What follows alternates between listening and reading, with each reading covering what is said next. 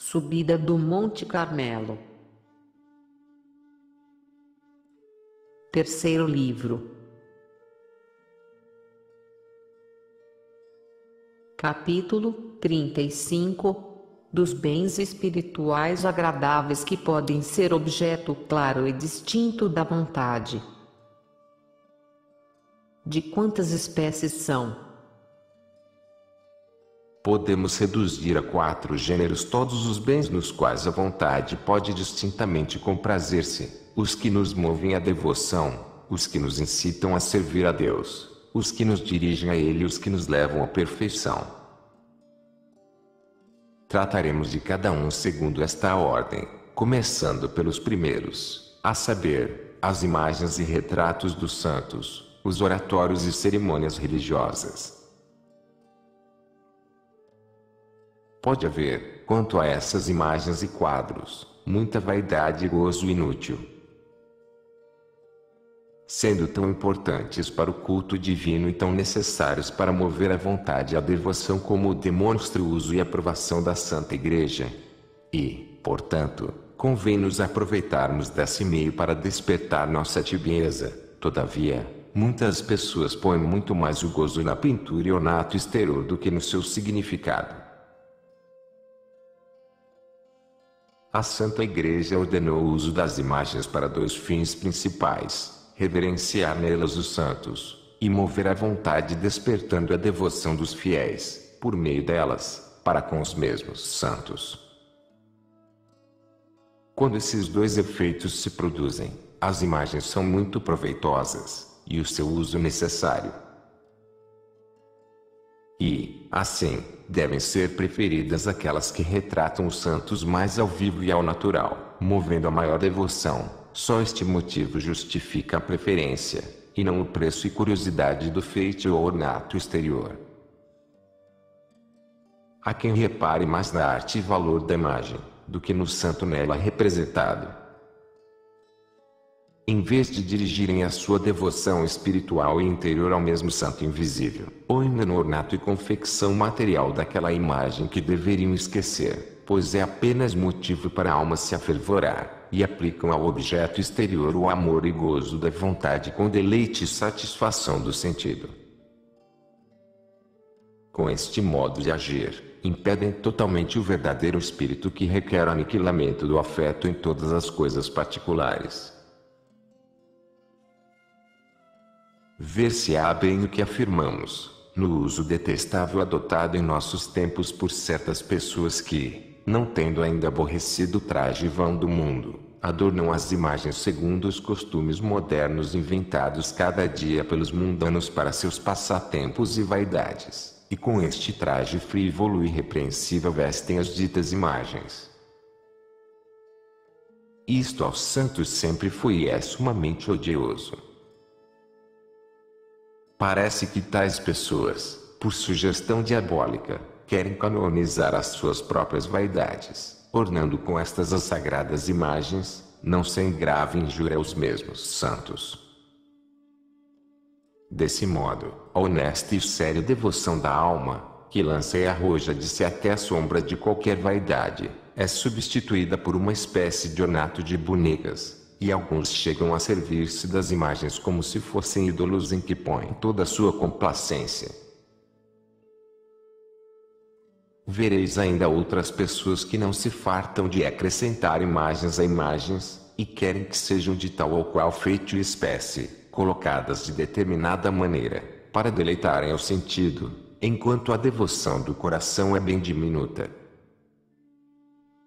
Tem tanto apego a essas imagens, como Micas ou Labão aos seus ídolos. O primeiro saiu de casa bradando em altas vozes porque eles roubavam, e o segundo, após ter percorrido longo caminho para os recuperar, muito encolerizado, revolveu toda a tenda de Jacó para encontrá-los. Juízes 18,24, Gênesis 31,34.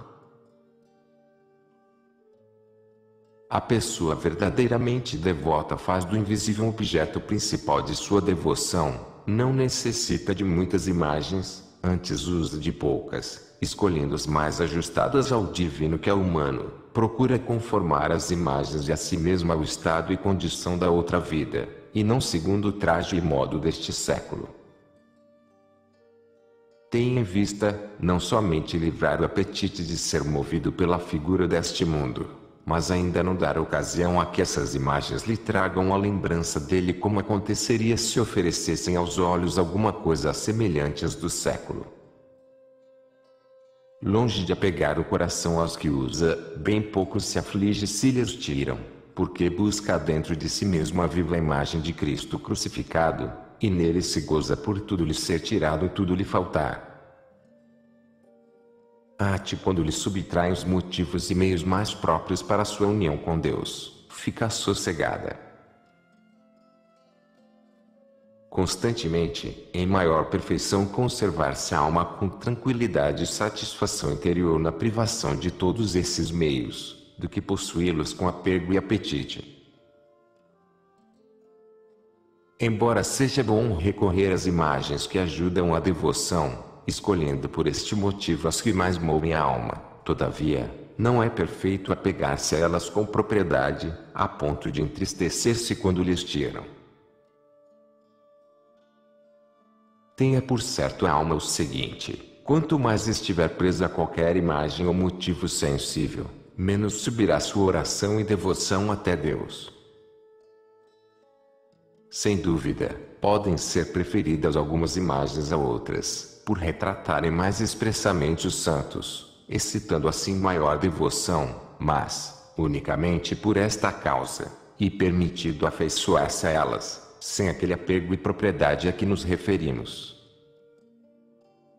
De outro modo, todo o proveito e fruto que havia de tirar o espírito em elevar-se a Deus por esses motivos de devoção, absorvê-lo-ia o sentido, estando engolfado no gozo desses mesmos instrumentos, e aquilo que me deveria ajudar a alma, por minha imperfeição me serve de obstáculo, tanto como apego e afeição desordenada a qualquer outra coisa. Sobre este ponto das imagens, talvez alguma objeção me seja feita, por quem não haja compreendido bastante a desnudez e pobreza de espírito requerida para a perfeição. Mas nada se pode opor, certamente, ao reconhecer a imperfeição muito comum insinuada na escolha dos rosários. É raro encontrar pessoa que não tenha alguma fraqueza a esse respeito, desejando que sejam de tal forma e não de outra, de cor determinada, preferindo um metal a outro, com tal ou tal ornamento, etc. No entanto, Deus não ouve mais favoravelmente as orações feitas com este ou aquele, pois a matéria do objeto não tem importância alguma. As orações ouvidas por Deus são de preferência as que saem de um coração simples e verdadeiro, cuja única pretensão é agradar ao Senhor, sem cuidar deste ou daquele rosário, a não ser por causa das indulgências. Tal modo e condição de nossa vã cobiça, que em tudo quer fazer presa, como o bicho roedor, com as minhas partes sãs, e nas coisas boas e más faz o seu ofício. Com efeito, que significa a tua predileção por um rosário curiosamente trabalhado? E por que preferes seja desta matéria e não de outra, senão para assim satisfazer o teu gosto? Por que escolhes esta imagem de preferência aquela, pelo motivo do seu preço e da sua arte, sem reparar se te inflamará mais no amor divino? Certamente, se empregasses teu apetite e gozo somente em amar a Deus, serias indiferente a isto ou aquilo. Causa grande aborrecimento ver algumas pessoas espirituais tão apegadas ao modo e feitio desses objetos e à curiosidade e vã complacência no uso deles, jamais se satisfazendo, andam sempre a trocar uns por outros, mudando e olvidando a devoção do espírito por esses meios visíveis.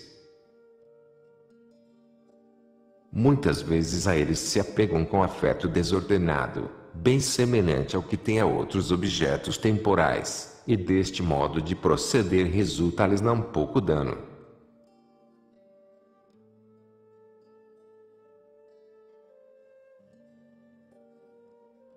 Capítulo 36 continua a falar das imagens. Ignorância de certas pessoas a este respeito. Muito haveria que escrever sobre a pouca inteligência de muitas pessoas a propósito das imagens.